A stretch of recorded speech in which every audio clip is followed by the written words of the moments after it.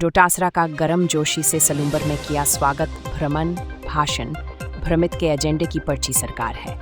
डोटासरा सलूंबर मुख्यालय पर राजस्थान प्रदेश कांग्रेस अध्यक्ष गोविंद सिन्हा डोटासरा ने सलूंबर उपचुनाव को लेकर आयोजित बैठक को संबोधित करते हुए कहा कि जिनको सरकार बनाने का काम जनता ने दिया है, मुख्यमंत्री को जनता के हित का काम करना चाहिए। सचिवालय में भ्रमण करने की बजाय औचक निरीक्षण करने के बजाय जनता के बीच होना चाहिए। वही सीएम अधिकारियों की नेम प्लेट देखकर अपने कार्यकाल की इतिश्री कर रहे हैं, वो ठीक नहीं है। आज अतिवृष्टि है, ऐसे में सीएम को किसानों का दर्द समझना चाहिए, जाना चाहिए। प्रदेश में अपराधियों में भैनी है, पीने के पानी को लोग तरस रहे और बिजली पूरी नहीं मिल रही है। डोटासरा ने कहा कि उपचुनाव में जनता भाजपा को सबक सिखाएंगी। जरूरी नहीं कि जब पर्ची आए सीएम तभी काम करें, उन्हें अपनी क्षमता का सदुपयोग करते हुए जनता का काम करना चाहिए। वहीं डोटासरा ने मुख्यमंत्री पर कटाक्ष करते हुए कहा कि उनके गृह जिले भरतपुर में महिला अत्याचार में पूरे देश में सबसे आगे है, अपराधों की दरें बढ़ी है और मुख्यमंत्री दिल्ली जाकर पर्ची लेकर आते हैं। वहीं पूर्व सांसद व CWC सदस्य रघुवीर मीना कहा कि लोकतंत्र में टिकट मांगने का अधिकार सबको है, टिकट देने का निर्णय हाईकमान करता है। हम पिछला चुनाव में तो से हारे हैं, कुछ कमियां हमारे में रही थी जिससे हम हारे। हम 3 विधानसभा चुनाव लगातार हारे, 3 बार से लोकसभा चुनाव भी हारे हैं। आने वाले समय में हम एकजुट होकर चुनाव लड़े और हमारा विधायक विधानसभा में प्रतिनिधित्व करे।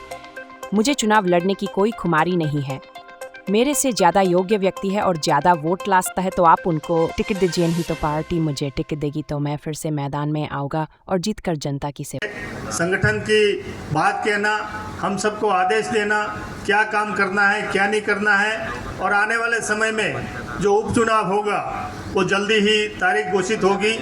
उस उपचुनाव में हम सब जो कमियां पिछले इलेक्शन में रही हैं उन कमियों को दूर करने के लिए निर्देशित करेंगे और उसका पालन हम सब मिलकर करेंगे।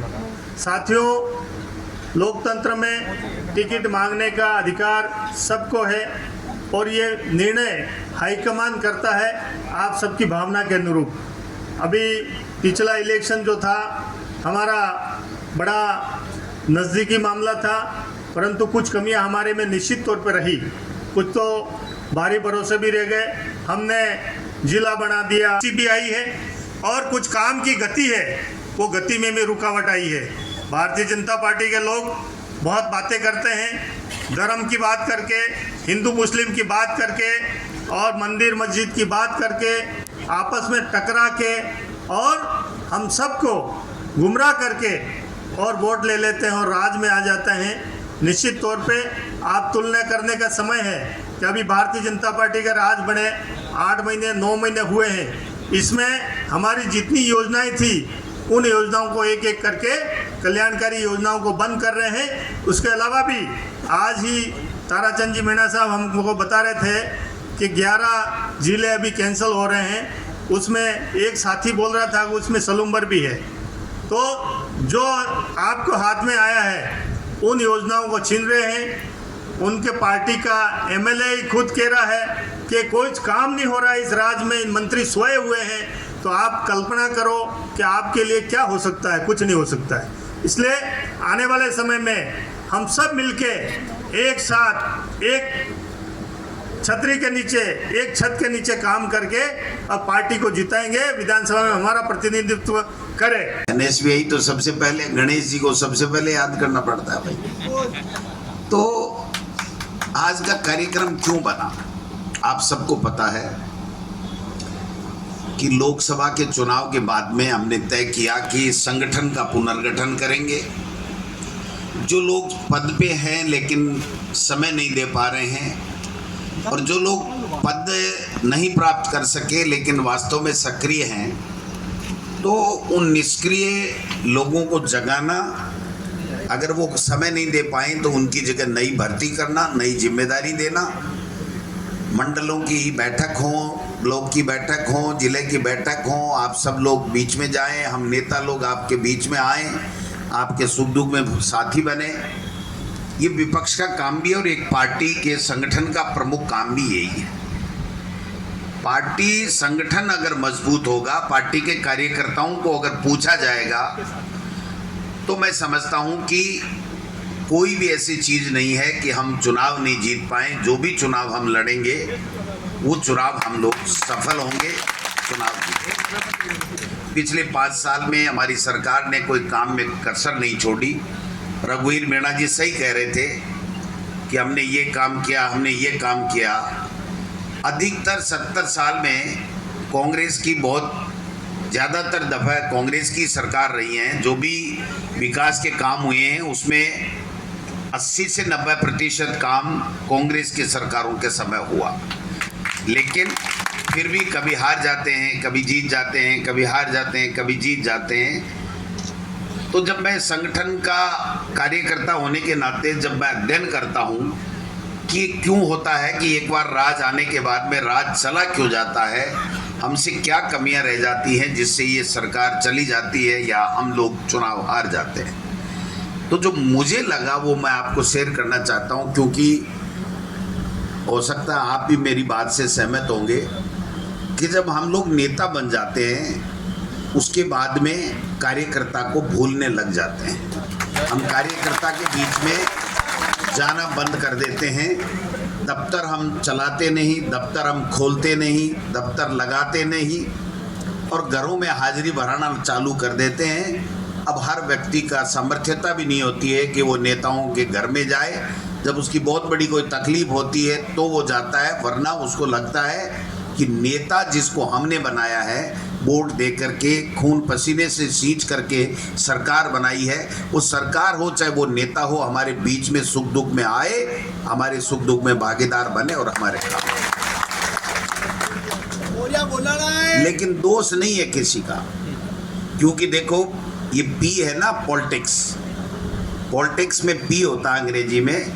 तो इस पॉलिटिक्स के पी में जो ही पॉलिटिक्स का पी खून में जर्म्स में आता है कि मुझे राजनीति करनी है, तो वो जो ही राजनीति शुरू करता है तो उसमें जब वो सफल होता है तो उसमें पावर आता है और पावर आता है तो पॉपुलरिटी आती है। पॉपुलरिटी मतलब उसकी जयकारे लगते हैं, मालाएं पहनाते हैं, साफे पहनाते हैं, उसका नाम चलता है। थाने वाला रोक रहा है, ट्रैफिक वाला रोक रहा है, अरे हम तो उसके आदमी हैं, तो उसकी पॉपुलरिटी हो जाती है। उसको सब शादी ब्याह में कहीं भी जाते हैं तो सम्मान मिलता है। आइए साहब कुर्सी बैठिए, आप आगे आइए, आप बैठिए, तो ये सम्मान मिलता है। तो जब पॉलिटिक्स में आते हैं तो पॉलिटिक्स में सफल होने पे पावर मिल जाता है, पॉपुलरिटी मिल जाती है और जब पावर और पॉपुलरिटी होती है तो पैसा भी आता है, धंधे भी चलते हैं, काम धंधा भी चलता है, संपन्नता भी आती है, जिसको हम अंग्रेजी में प्रॉस्पेरिटी कहते हैं। और जब पावर, प्रॉस्पेरिटी, पॉपुलरिटी ये सब आते हैं तो भाई साहब पीछे पीछे प्राउड भी आता है, जिसको हम हिंदी में घमंड कहते हैं। कोई अछूता नहीं है, मैं किसी दूसरे पे नहीं कह रहा, मैं तो मेरे पे कह रहा हूँ। तो जब घमंड आ जाता है और हम कार्यकर्ताओं का, लोगों का जिन्होंने दिन रात मेहनत की है, उनका जब दुख तकलीफ में हम बात नहीं कर पाते तो धीरे धीरे कुछ न कुछ गड़बड़ हो जाती है। कई बार समीकरण उल्टे हो जाते हैं, कई बार जाति का नारा लग जाता है, कई बार समाज का नारा लग जाता है, कई बार क्षेत्र का नारा लग जाता है।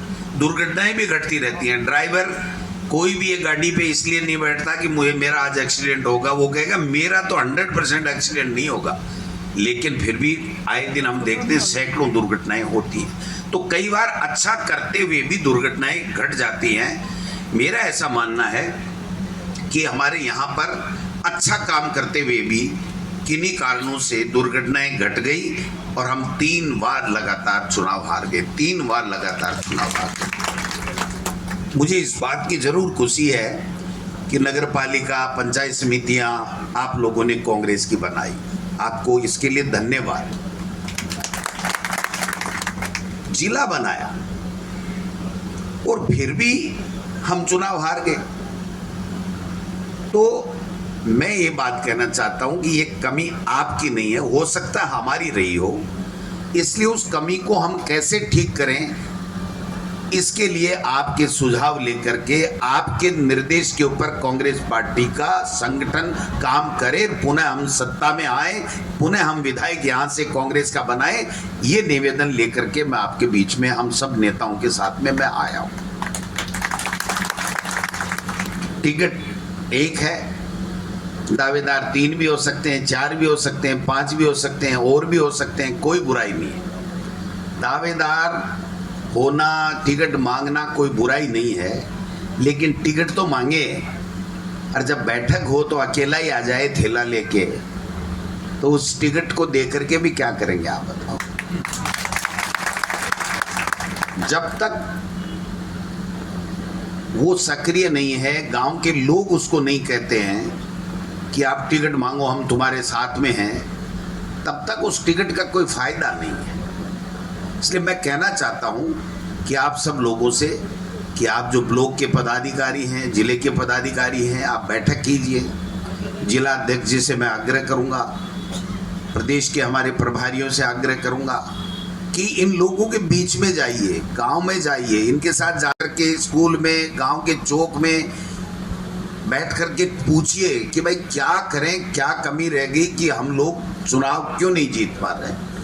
अगर इनकी सहभागिता हम नेता लोग ले लेंगे, इनसे राय पूछ करके काम करेंगे, तो ऐसा कोई कारण नहीं कि हम चुनाव हार जाएं। सलूम्बर जिला वो जिला है जो कांग्रेस का है, कांग्रेस का गढ़ है ये विधानसभा क्षेत्र, और काम भी कोई कमी नहीं। क्या कमी रख दिया आपने? जब कांग्रेस की तरफ आप यूपीए सरकार की तरफ देखते हैं, तो आज जो मोदी जी भाषण दे रहे हैं कि मैं 80 करोड़ लोगों को अनाज दे रहा हूं खाने के लिए, मैं मोदी जी से इस मंच के माध्यम से पूछना चाहता हूं कि ये खाद्य सुरक्षा गारंटी अधिनियम आपके इस 10.5 साल की देन है क्या? ये किसने लाया? ये सोनिया गांधी, मनमोहन सिंह जी और कांग्रेस पार्टी ने लाया। आज जो आप 80 करोड़ के देने की बातें कर रहे हो, ये कानून कौन लाया? मोदी जी कहते हैं कि मैं नरेगा में इतने लोगों को काम दे दिया। अरे मोदी जी, आप वही तो हो जो देश के प्रधानमंत्री बने, तब लोकसभा में पहला स्पीच आपने दिया था, तब आपने कहा था कि ये जो नरेगा योजना है, ये नरेगा योजना कांग्रेस की विफलताओं का स्मारक बनेगी, मैं इसको चालू रखूंगा, लेकिन ये योजना बेकार है। कोरोना के अंदर आज गरीब को किसी ने सहारा दिया तो वो मनरेगा योजना है, जिसके माध्यम से उसके घर में खाने का अनाज पहुंचे। ये कौन लाए? हमारे गरीब के बच्चे को फ्री में एजुकेशन मिले 12वीं तक, ये राइट टू एजुकेशन, अनिवार्य शिक्षा का कानून कौन लेकर के आया? 18 साल के बच्चों को वोट का अधिकार मिले, ये कानून कौन लेकर के आया? नई शिक्षा नीति 1986 में कौन लेकर के आया? राजीव जी लेकर के आए। आज ये मोबाइल, कंप्यूटर, ये जो पूरे दुनिया को मुट्ठी में कर रखा है नौजवानों ने, ये सोशल मीडिया जिसको कहते हैं, ये कंप्यूटर और ये मोबाइल कौन लेकर के आया? राजीव जी लेकर के आए, और देश की एकता और अखंडता के लिए शहीद हो गए। इनमें से है कोई? मोदी जी का कोई इतिहास पढ़ा कभी है? वो तो कहते थे मैं 8 साल का ही बाहर निकल गया था, और अब भी कह रहे हैं कि मैं तो झोला लेके कभी भी बाहर निकल सकता हूं। तो भाई ऐसी क्या नौबत आ गई कि देश के लोगों ने 10 साल और अब तीसरी बार देश का प्रधानमंत्री बना दिया, और वो प्रधानमंत्री ये कहे कि मैं झोला लेके वापस चला जाऊंगा, कहां चला जाऊंगा पता नहीं। तो जब हम चर्चा करें, मूल्यांकन करें, तो आप देखिए कि हमारे सरकारों की योजनाएं, ये जो कह रहे हैं ना प्रधानमंत्री आवास दे रहा हूं, ये इंदिरा गांधी आवास से शुरू हुआ था। इंदिरा जी ने गरीबों को छत देने का काम किया था। उस समय जो पैसा मिलता था वो भी पर्याप्त था, आज जो ये पैसा दे रहे हैं वो भी पर्याप्त नहीं है। एक नहीं, मैं 1000 काम गिना दूं। ये एयरपोर्ट जो बेच रहे हैं मोदी जी अडानी को, जयपुर का बेच दिया, दूसरा बेच दिया, बॉम्बे के, दिल्ली के, पता नहीं महानगरों के जितने कमाई वाले एयरपोर्ट थे सारे बड़ी बड़ी लीज पे दे दिए, 30-30 साल, 40-40 साल, 50-50 साल। ये किसने बनाए थे? कांग्रेस पार्टी ने बनाए थे। कांग्रेस पार्टी की सोच थी। तो मैं जो कहना चाह रहा हूं कि कांग्रेस ने बहुत अच्छा काम किया, कांग्रेस ने नेताओं ने बहुत अच्छा काम किया, संगठन बहुत अच्छा है, फिर भी किन्हीं न किन्हीं कारणों से हम असफल हो गए। देश के प्रधानमंत्री जब अब चुनाव था तो पता नहीं क्या क्या भाषण दिया, आप याद कीजिए। नहीं सहेगा राजस्थान, किसने नारा दिया साहब? देश के प्रधानमंत्रियों ने, बीजेपी ने। और क्या नारा दिया कि अपराध बढ़ रहे हैं, दलितों पे अत्याचार हो रहे हैं, माता बहनों के साथ बलात्कार हो रहे हैं। आज मैं आपको बताना चाहता हूं, महिला अत्याचार में राजस्थान देश में सबसे आगे है। हमारे 18-19 बहनों के साथ में रोजाना बलात्कार हो रहे हैं।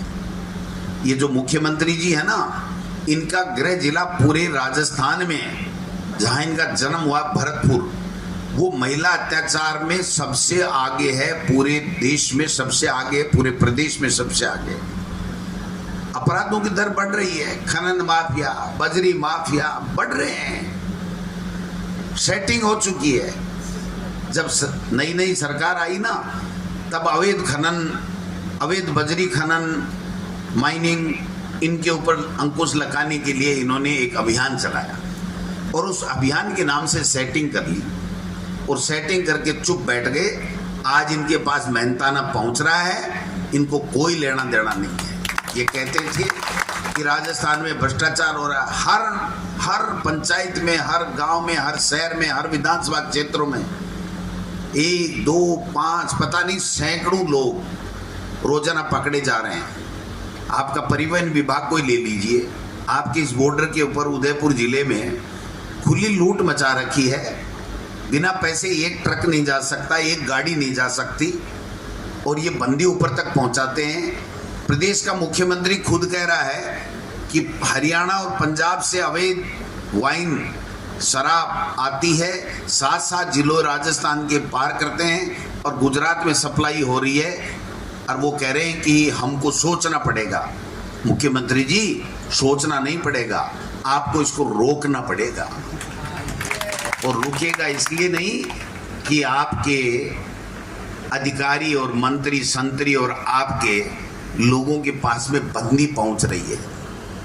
इसलिए कहना आसान है कि ये कांग्रेस सरकार ने ये नहीं किया, ये नहीं किया, अपराध बढ़ गए। लेकिन मैं कहना चाहता हूं कि आज अपराध भी ज़्यादा बढ़े हैं, भ्रष्टाचार भी बढ़ा है, काम कोई हो नहीं रहा। 9 महीने के अंदर एक काम गिना दे मुख्यमंत्री जी, सिर्फ एक काम उनका जोरदार है।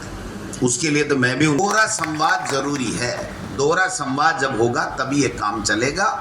तो मैं तो आपको इतना ही निवेदन करूंगा कि हम लोगों ने इन सब से चर्चा की है, नेताओं से, आपके बीच में आएंगे। मंडल की कार्यकारिणी नहीं है तो वो बनाएं, बूथ की नहीं है वो बनाएं, BLA नहीं है वो बनाएं, लोगों को सम्मान दें। और एक बात पार्टी के प्रदेश अध्यक्ष के नाते कहना चाह रहा हूँ, सब लोगों को साथ लेकर के, जिला अध्यक्ष जी, ये जिम्मेदारी आपको, और जो कमेटी हमने एक संगठन के लिए 4 लोगों की बनाई है, बामणिया जी हैं, एक ताराचंद जी हैं और 2 और हैं, कौन है? रघुवीर सिंह जी और एक कचरूलाल जी हैं, एक रघुवीर जी हैं। 4 लोग तो ये हो गए और प्रदेश के हमारे प्रभारी हो गए, जिले के प्रभारी हो गए। ये 5-6 लोग प्रस्ताव दे दें। जितने लोगों को आप जिले में, ब्लॉक में, मंडल में, कहीं भी पदाधिकारी बना करके जिम्मेदारी देना चाहते हैं, वो स्वीकृति हम आपके प्रस्ताव पे 24 घंटे में दे देंगे। ये मैं आपसे निवेदन करना चाहता हूँ। कोई दिक्कत नहीं है, कोई दिक्कत नहीं है। सम्मान चाहिए कार्यकर्ता को, उसके बीच में जाकर के उसके तकलीफ। ये राजस्थान की जो सरकार है ना, 9 महीने में पूरी तरीके से फैल है। इसलिए लोगों में आक्रोश है इस सरकार के प्रति। और 10 साल बाद में मोदी जी की झूठ सब सामने आने लग गई है। और ये खड़गे साहब और राहुल जी को फेस नहीं कर पा रहे हैं लोकसभा और राज्यसभा में, इसलिए जान बचाते विदेशों में घूम रहे हैं देश के प्रधानमंत्री जी। समझ रहे हैं आप बात को? और राहुल गांधी जी कहते हैं डरने की आवश्यकता नहीं है। हर आदमी के एक भय बैठा हुआ है, पता नहीं क्या हो गया। नेताओं के भी अरे साहब वो हो जाएगा, इनकम टैक्स आ जाएगी, ईडी आ जाएगी, वो फलाना आ जाएगा, सीबीआई आ जाएगा। आपका हमारा क्या पूछ काटेगी भाई? क्या कर लेगी आप? ईडी सीबीआई जो गड़बड़ करेगा उसके ऊपर आएगी ना। अपराध तो जो करेगा वही तो सजा भुगतेगा। तो आम आदमी को डरने की कहाँ जरूरत है? हमारे पदाधिकारी, हमारे कार्यकर्ताओं को डरने की कहाँ जरूरत है? आप तो खुले रूप से जो मोदी जी की विफलताएं हैं, उनकी सरकार की विफलताएं हैं, उसको उजागर करो। 9 महीने में ये जो यहाँ औचक निरीक्षण खेल रहे हैं, काम कुछ कर नहीं रहे हैं, इसलिए सारी जनता परेशान है। पूरे प्रदेश से लोग आते हैं, कहते हैं कि साहब ये सरकार कोई काम ही नहीं कर रही है, इनसे न तो ट्रांसफ़र हो रहे हैं, न कोई और काम हो रहा है, कोई कुछ नहीं हो रहा है भाई साहब। ये तो हाथ पे हाथ धरे बैठे हैं। इसलिए मैं आपसे यही निवेदन करना चाहूँगा। एक बात अभी हमारे एक वक्ता ने छेड़ी थी, शायद जिलाध्यक्ष ने, किसने कहा था कि सलूम्बर जिला बनाया, लेकिन इस जिले को ताराचंद जी कह रहे हैं, फलाना कह रहा है सलूम्बर जिले को समाप्त करेंगे। ये सलूम्बर जिले को अगर ये भारतीय जनता पार्टी की पर्ची सरकार अगर समाप्त करती है तो कांग्रेस का कार्यकर्ता ईंट से ईंट बजा देगा, सलूम्बर के जिले को निरस्त नहीं होने देगा। अरे और खोलो ना, मना कौन कर रहा है? कार्य क्षेत्र बढ़ा दो, और कोई तहसील शामिल करनी है तो कर दो, लेकिन आप बने हुए जिले को समाप्त कैसे कर सकते हो?